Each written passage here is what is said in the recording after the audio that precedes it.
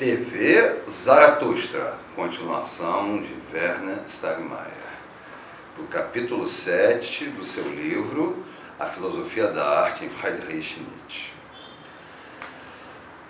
Muito antes de Nietzsche conhecer a Itália, Schopenhauer o conduzira e guiara pela filosofia da arte, tendo encontrado na arte o caminho para a libertação do sofrimento da vontade de existir. Tendo encontrado na arte o caminho para a libertação do sofrimento da vontade de existir. Por quê? Porque existir é algo conflituoso.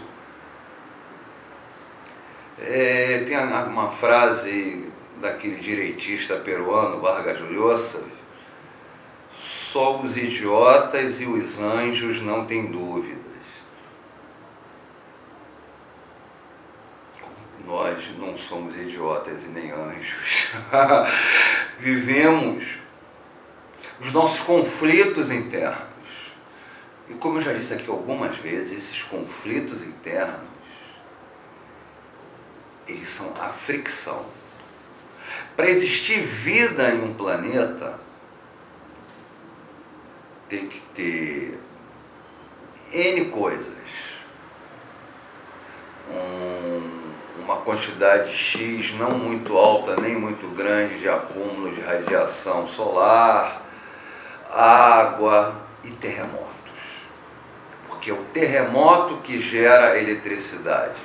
Naquelas luas oceânicas de Saturno, a Encélados, aquela linda que tem aquelas coisas, tem uns riscos, tem umas manchas verdes, que ela é uma bola de gelo com o oceano congelado, eles detectaram terremotos. Então, a grande possibilidade de ter vida é talvez monocelular. Multicelular, eles acham que não, mas pode ter. Animais, acho que é muito difícil, mas pode até ter pequenos animais, quem sabe. Então tem que ter um terremoto. E o terremoto que é para o corpo celeste produzir a vida, é para nós produzir pensamento, intensidade. A nossa intensidade, ela é produzida pelos nossos conflitos internos, nossos terremotos internos.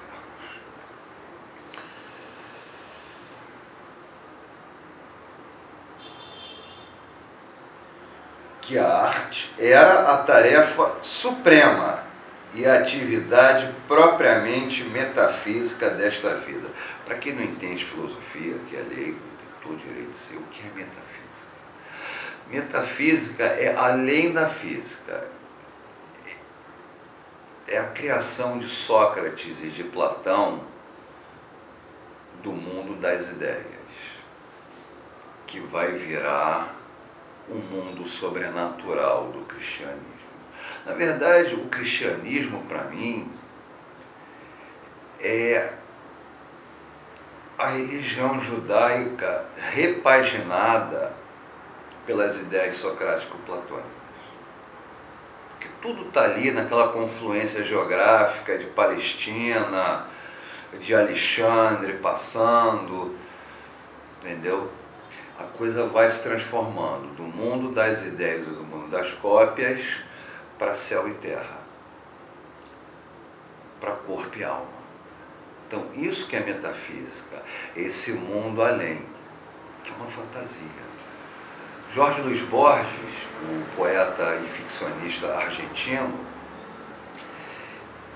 eu acho que aquele tem um nome, Umbliblon, é um nome estranho.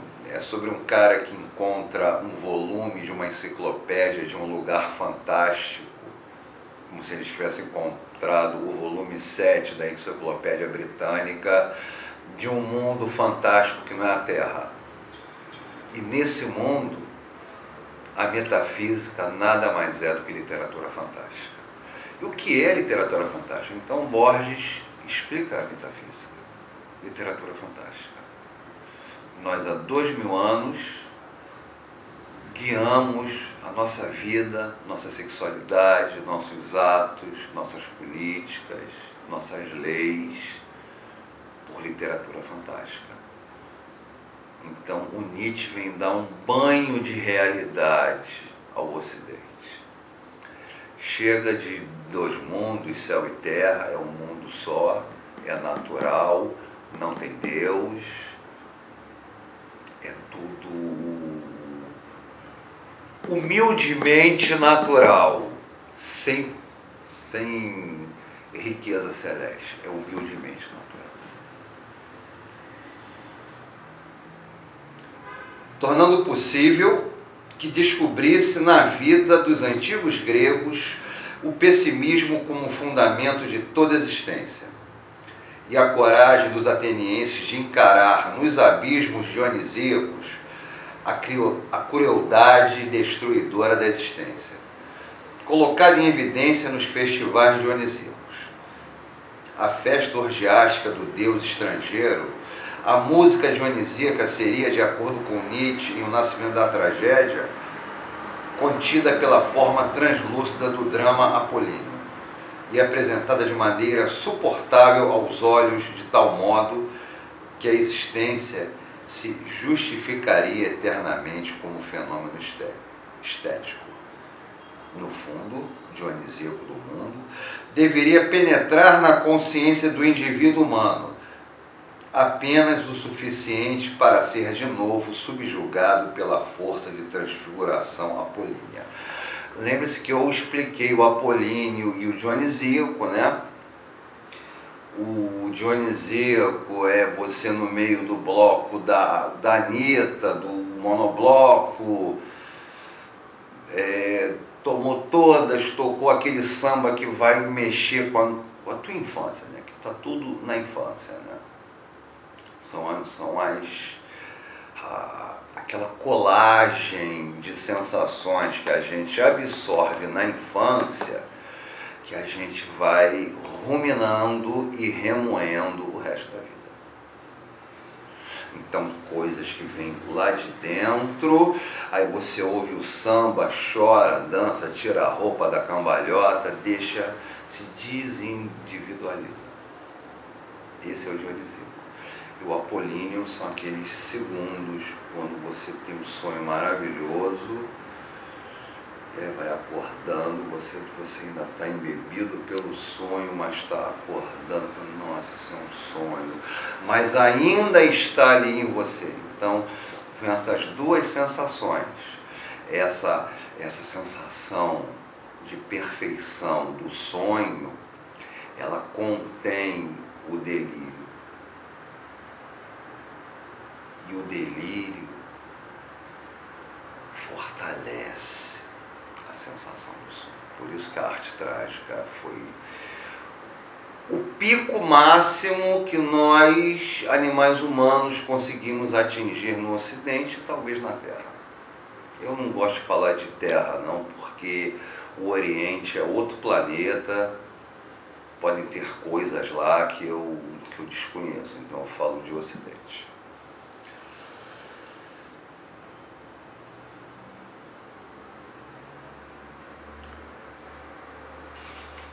No ensaio de autocrítica, elaborado em 1886 por ocasião da nova edição do livro O Nascimento da Tragédia, Nietzsche distancia-se claramente de sua metafísica de artista, inspirada em Schopenhauer. Com essa atitude, porém, renuncia somente à exigência de justificação, pois continua a ressaltar a necessidade da estética para a vida e a gratidão para com a arte, com boa vontade em relação à aparência. Como fenômeno estético, a existência é sempre para nós ainda suportável. Ou seja, ele vai descobrir no grego como que o grego suporta o pessimismo, criando uma arte luxuriosa.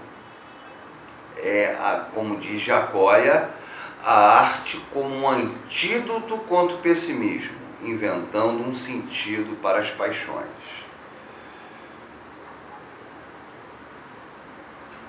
Também a oposição dos conceitos apolíneo e dionisíaco por ele, introduzida na estética, conserva o seu sentido, uma vez que ambos são concebidos como formas de embriaguez. Ou seja, as duas são duas formas de embriaguez. A consônio, a perfeição e a orgiástica. São duas formas de embriaguez que se casam e criam um antídoto contra o pessimismo da existência. Porque a vida do grego era muito pior que a gente, né? Se ele furasse o pé, ele podia pegar uma gangrena, ele não tinha um posto médico para ir tomar uma antitetânica, ele não tinha coisas básicas que nos mantêm vivos. Eles não tinham comida, porque eles eram sagadaço, era só ladeira. Para tu ter um cavalo na Grécia, tu tinha que ser um milionário, porque tu tinha que trazer a comida do cavalo, ou lá de onde hoje é a Crimeia, a remo. E tinham piratas frígios. Vinha a remo e ainda tinha piratas. Então era caríssimo. Ambos são concebidos como formas de embriaguez. O apolíneo como embriaguez do olhar, recebe a força da visão, e como pintor, escultor, poeta épico, contempla e cria figuras. O dionisíaco como embriaguez de todo o sistema afetivo, descarrega de uma só vez todos os seus meios de expressão e intensifica a força de representar, imitar, transfigurar, metamorfosear todo tipo de arte do mímico e do comediante, a música como total excitação e descarga dos afetos, não como arte distinta das outras, e também, para o último Nietzsche, um meio de metamorfose de todas as artes. Maravilhoso, né? Terminamos aqui a parte 2. Vai mais, vai mais. Werner Stagmeier. Essa é a TV Zaratustra, eu tinha falado disso hoje ainda, né? Tentando levar mais adiante a aventura do humano sobre a Terra. Estamos pretensiosos, hein?